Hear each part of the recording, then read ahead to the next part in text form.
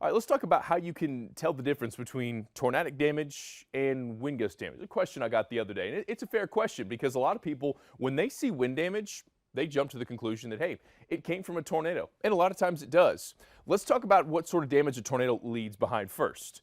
So with a tornado formation, one of the things we know is the winds are very chaotic. You get a tornado development you get this inflow into the thunderstorm, the rotation within the supercell, and then the following funnel that reaches from the cloud base to the surface. Now with this very violent funnel, you get winds in all different directions. So the damage path is going to be one that features winds that have ripped things out of the ground in one direction, the other. That little pot on your front porch, gone.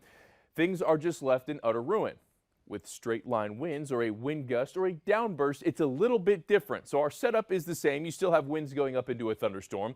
These grow vertically pretty tall, but they don't have that setup where you get that wind shear and subsequent tornado. Instead, these build and build and build. You have heavy rain, you have hail, all within this thunderstorm, and eventually it's too heavy. It cannot stay within the updraft any longer, and it comes out. Well, notice with these trees, what happens?